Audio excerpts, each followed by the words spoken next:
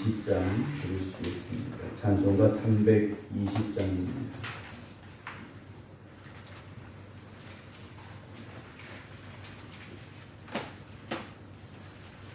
찬송가 320장입니다.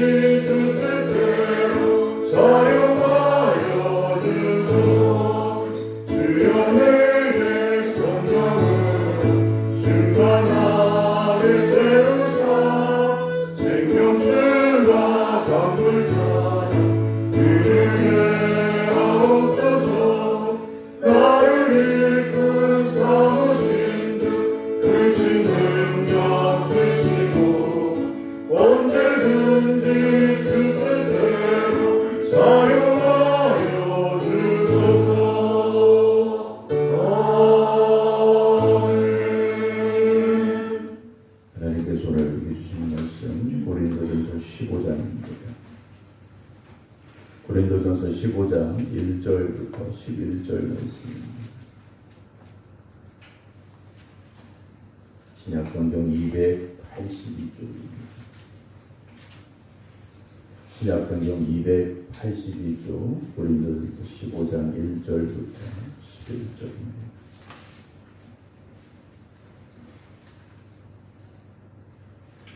1절부터 11절까지 읽습니다.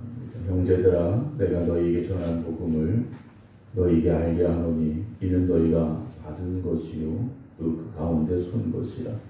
너희가 만일 내가 전한 그 말을 굳게 지키고 도대히 믿지 아니하였으면 그로 말미암아 구원을 받으리라. 내가 받은 것을 먼저 너희에게 전하였노니 이는 성경대로 그리스도께서 우리 죄를 위하여 죽으시고 장사 지낸 바 되셨다가 성경대로 사흘 만에 다시 살아나사 게바에게 보이시고 후에 12 제자에게와 그 후에 500여 형제에게 일시에 보이셨나니 그 중에 지금까지 대다수는 살아있고 어떤 사람은 잠들었으며 그 후에 야고보에게 보이셨으며 그 후에 모든 사도에게와 맨 나중에 만삭되지 못하여 난자 같은 내게도 보이셨느니라. 나는 사도 중에 가장 작은 자라.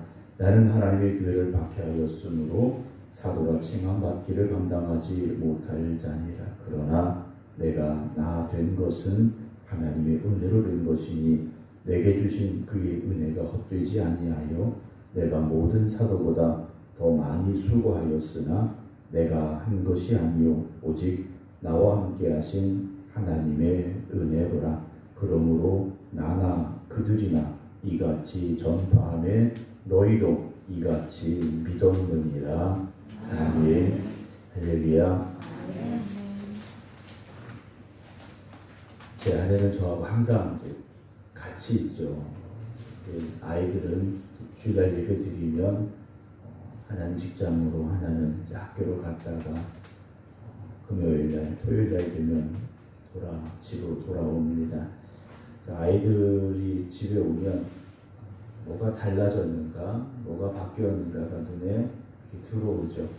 매일 집에 있는 저나 아내는 일상이기 때문에 잘 느끼지 못하지만 제 아이들은 좀 다르게 이렇게 보는 것 같습니다. 어제도 아이들이 다 왔는데요. 작은 아이가 아빠 요새 이마에 주름이 잔주름이 왜 이렇게 생겼어 이렇게 걱정을 하더라고요. 아이 입장에서는 아빠가 항상 젊은 아빠였으면 좋겠는데 자기 나이 먹는 건 생각 안 하고 아빠만 젊으라고 걱정을 하는 것 같아요. 물론 저희 아내도 가끔 보면 제 얼굴이 젊을 때 얼굴 같지 않다 이렇게 얘기를 하는데 당연하죠. 세월이 지나면 그 세월의 흐름에 맞게 내 얼굴에 드러나게 돼 있습니다. 우리가 신앙생활도 그런 것 같습니다. 신앙의 연수가 지나갈수록 우리의 얼굴에, 우리의 삶에, 우리의 모습 속에, 우리의 말 속에, 우리의 생각 속에 그렇게 변화된 내 모습이 드러날 수밖에 없는 것 같습니다. 근데 바울은 걱정하며 염려하는 게 뭡니까? 어린아이 같아서만은 안 된다라는 거죠. 신앙의 연수가 더할수록 장성한 성장한 믿음이 되라라고 말합니다.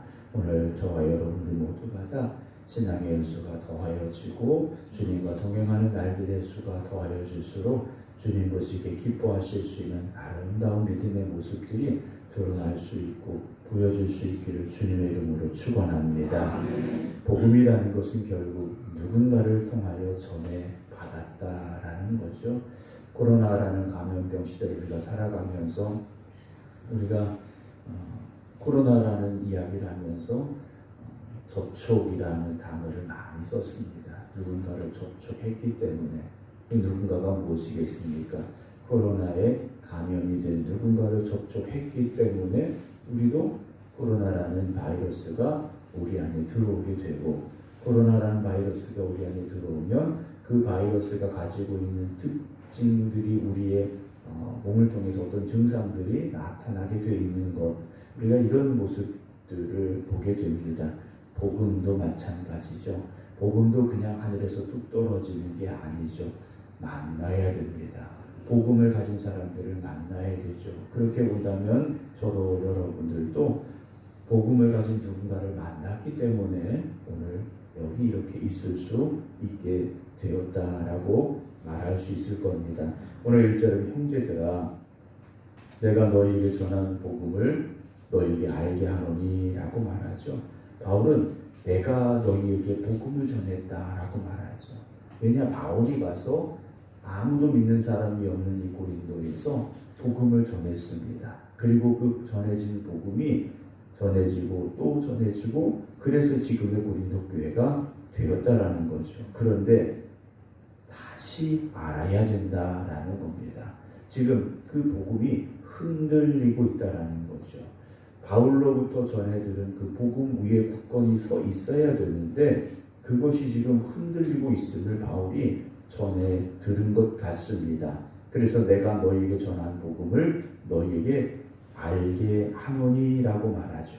다시 바울이 전했던 그 복음을 깨닫고 그 복음 위에 서야 된다라고 말합니다. 이는 너희가 받은 것이요 그랬죠. 복음은 고린도 교회 성도들이 바울로부터 받았습니다. 우리도 누군가로부터 그 복음을 받았다라는 거죠. 이제 어떻게 됩니까? 그 가운데 굳건히 서야 되는데 2절 보면 너희가 만일 내가 전한 그 말을 굳게 지키고 헛되이 믿지 아니하였으면 그로 말미암아 구원을 받으리라 그랬어요. 복음을 받았다 그것으로 끝나는 것이 아니라 복음을 받았으면 그 복음을 굳게 지켜야 된다는 거죠. 헛되이 믿지 않는다. 헛되이라는 것은요 목적 없이 원래 뜻은 목적 없이 아무 생각 없이 여러분 신앙생활은 아무 생각 없이 해서는 안 됩니다. 그저 우리가 흔히 말하는 교회 마당만 밟고 왔다 갔다 하는 사람들이 되어서는 안 된다라는 거죠. 복음의 진리를 굳게 붙잡고 그 생명의 말씀으로 말미암아 내가 구원받습니다. 그것이 하나님의 은혜이며 사랑입니다라는 고백 가운데 우리가 믿음으로 살아가야 되는데 그로 말미암아 구원을 받으리라 그랬어요. 3절 내가 받은 것을 먼저 너희에게 전하였느니 바울도 받았죠. 바울은 좀 이따 나옵니다만 주님을 만났습니다. 다메섹으로 가다가 만났어요. 바울이 가던 다메섹은 예수 믿는 사람들을 핍박하고 붙잡으러 가던 길이었습니다. 그런데 주님을 만난 바울의 다메섹으로 가는 길은 그 길이 아니었다는 거죠. 똑같은 사람의 눈으로 보기에는 똑같은 길로 갔지만 처음 바울이 가려던 다메섹이 아니라 주님이 인도하시는 다메섹으로 가게 됐던 것을 우리가 알고 있지 않습니까? 바울은 말합니다. 이는 성경대로 그리스도께서 우리 죄를 위하여 죽으시고 장사 지낸 바 되셨다가 성경대로 사흘 만에 다시 살아나사 그래. 여기 보면 3절에도 성경대로 4절에도 성경대로. 성경대로라는 말의 뜻이 무엇이겠습니까? 하나님의 계획하심과 뜻하신 대로라는 말씀이죠. 구약에 예언되어진 대로 하나님이 뜻하신 대로 주님께서 이 땅에 오셨고 우리 죄를 위해 죽으셨지만 죄와 사망의 권세를 이기시고 하나님께서 그를 다시 살려내셨다라는 거죠. 살아나신 주님을 그들이 보았습니다. 5절 게바에게 베드로에게 보이셨고 후에 12 제자에게 보이셨고 6절 그 후에 500의 형제에게 일시에 보이셨다라고 말하죠. 부활하신 주님을 만난 사람들이 있다라는 거죠. 더 중요한 것은요. 그들이 없는 게 아닙니다. 그 중에 지금까지 대다수는 살아있고 어떤 사람은 잠들었다. 어떤 사람들은 이제 죽은 사람들도 있다라는 거죠. 바울이 말하는 건 뭡니까? 부활하신 주님을 만난 목격자들이 증인들이 지금도 있다라는 거예요. 부활에 대해서 의심하는 사람들이 아마 고린도 교회 안에 생겨난 것 같습니다. 그렇죠? 아니 사람이 죽으면 끝이지 어떻게 다시 죽은 사람이 살아날 수 있느냐? 이건 말이 안 돼 라고 생각하는 사람들이 있었던 것 같습니다. 하지만 바울은 분명히 말합니다. 주님 살아나셨고 그 살아나신 주님을 목격한 사람들이 지금도 많이 있다라고 말하죠. 신앙은 지식으로 끝날 수 있는 문제가 아닙니다. 지식을 가지고 있다고 되는 게 아니에요. 저도 목사가 되기 위해서, 목회자가 되기 위해서 대학교, 대학원 오랜 시간 성경을 배우고 연구했습니다. 그러나 그 지식을 가지고 목회를 할 수 있느냐? 물론 할 수는 있겠죠. 지식으로 할 수 있는 일들이 있을 겁니다. 그러나 지식으로만 되지 않죠. 나의 고백이 있어야 되고 확신이 있어야 됩니다. 성도들도 마찬가지죠. 교회에서 뭐 성경 아카데미를 열고 뭐 성경 대학을 하고 뭐 성경 연구관을 만들고 성경의 지식을 배울 수는 있습니다. 그러나 그것으로 되는 게 아니지 않습니까? 바울과 같이 주님을 만나야 됩니다. 만남으로 우리의 신앙에 고백이 있어야 되고 확신이 있어야 됩니다. 바울은 말하죠. 8절에 맨 나중에 완삭되지 못하여 난 자 같은 내게도 보여주셨다라고 말하죠. 바울은 너무 감사한 거예요. 내가 핍박하던 그 예수님이 박해하는 예수님을 박해하는 심지어 초대교회 성도들을 죽이는 일에 앞장섰던 나 같은 사람에게도 만나 주셨다라는 것이 너무 감사한 거예요. 우리가 신앙생활하면서 주님께서 나 같은 사람도 사랑해 주십니다라는 그 고백이 있는 사람과 내가 사랑받는 건 너무 당연해 라고 생각하는 사람은 다를 수밖에 없습니다. 주님께서 나 같은 사람도 사랑해 주시고 만나 주시고 함께 하여 주십니다라는 그 고백이 있는 사람은 은혜가 충만한 사람이에요. 그런데 뭐 나 정도 되는 사람이 뭐 이렇게 생각하면 교만할 수밖에 없습니다. 바울은 말이에요. 9절에 나는 사도 중에 가장 작은 자다 그래요. 나는 하나님의 교회를 박해하였으므로 사도라 칭함받기를 감당하지 못할 자니라. 그러나 내가 나 된 것은 하나님의 은혜로 된 것이다 그래요. 우리가 신앙생활하면서 어떤 분들은 그래, 목사님 저 같은 사람이 라고 말씀하시는 분들이 있어요. 오히려 그분들은요 더 큰 은혜를 누릴 수 있고 누려야 되는 분들이에요. 나같이 부족한 사람이 여러분 그렇다면 바울과 같은 이 고백이 있기를 주님의 이름으로 축원합니다. 이 바울이요 하나님의 은혜로 지금의 내가 됐다라고 말하면서 내게 주신 그의 은혜가 헛되지 아니하여 내가 모든 사도보다 어떻게 했습니까? 더 많이 수고했다고 그래요. 교회에서 누가 열심히 일하느냐 어떤 재능과 능력을 가진 사람이 아니라 받은 은혜가 큰 사람들이 열심히 믿음으로 살아갑니다. 제가 보니까 그래요. 은혜를 고백하는 사람이 내가 받은 은혜가 너무 큰 사람들이요 하나님 더 많이 사랑할 수밖에 없고요 주님 앞에 충성할 수밖에 없더라는 거예요. 내가 받은 게 없다고 생각하는데 뭘 더 열심히 하겠습니까? 우리가 아이들이 어렸을 때는 잘 모르죠. 아이들이 커가요. 그리고 언제요? 자식을 낳아보면 부모란 무엇인가? 부모란 누군가? 내가 부모로부터 어떤 사랑을 받았는가를 조금은 알게 되지 않습니까? 그걸 우리 뭐라고 말합니까? 철이 들어간다라고 말해요. 우리가 신앙생활하면서도요 바울과 같은 이 고백이 있기를 영적으로 더 성숙해지고 철이 들어갈 수 있기를 주님의 이름으로 축원합니다. 그래서 바울이 말하는 게 뭡니까? 내가 모든 사도보다 더 많이 수고했으니 나 잘났다 이게 아니지 않습니까? 내가 한 것이 아니요 오직 나와 함께 하신 하나님의 은혜다라고 말해요.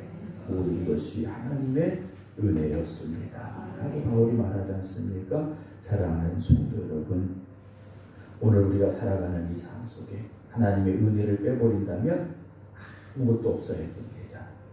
아무것도 없어야 돼요. 그런데 은혜를 빼버렸는데 십자가의 은혜를 빼버렸는데 아직도 뭔가 많이 남아있다면 우리는 그 은혜를 아직도 온전히 고백하지 못하고 있다라고 생각해도 될 것 같습니다. 사랑하는 성도 여러분, 주님의 그 크신 은혜, 아버지 하나님의 그 한량없으신 은혜, 그 사랑을 고백할 수 있는 오늘 하루가 되기를 주님의 이름으로 축원합니다. 마지막 11절 그러므로 나나 그들이나 이같이 전파하네.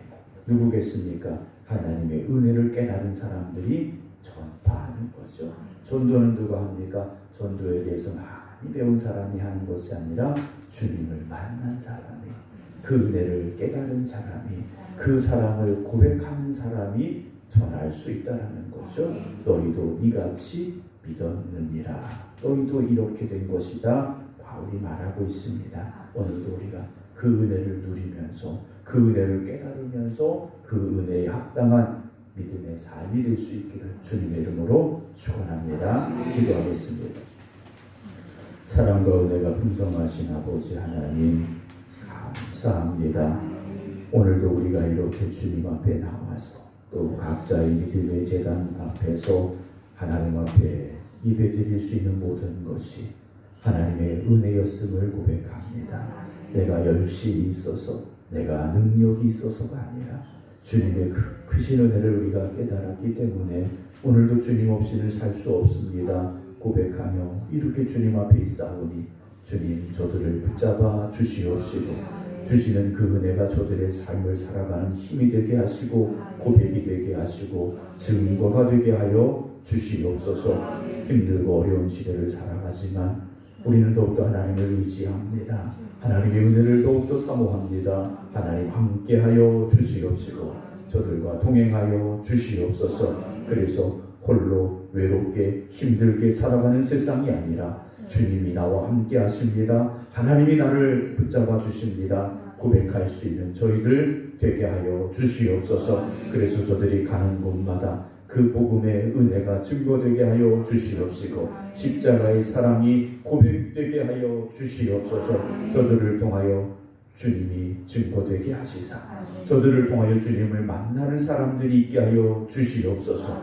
그래서 죄악 가운데 멸망 가운데 나아가는 저들이 오늘도 기도드리는 성도들을 통하여 주님을 만남으로 생명으로 변화되게 하여 주시옵소서. 오늘도 고백합니다. 나의 나된 것은 하나님의 은혜입니다. 오직 은혜뿐입니다. 고백하며 기도드리오니 오늘도 하나님 우리에게 크신 은혜만 더하여 주시옵소서. 이제는 우리 주 예수 그리스도의 은혜와 아버지 하나님의 극진하신 사랑하심과 성령님의 감동 감화 역사하심이 하나님의 은혜를 사모하며 오늘도 깨어 기도드리는 모든 성도들 위해 이제부터 영원토록 함께 하시기를 간절히 축원하옵나이다. 아멘.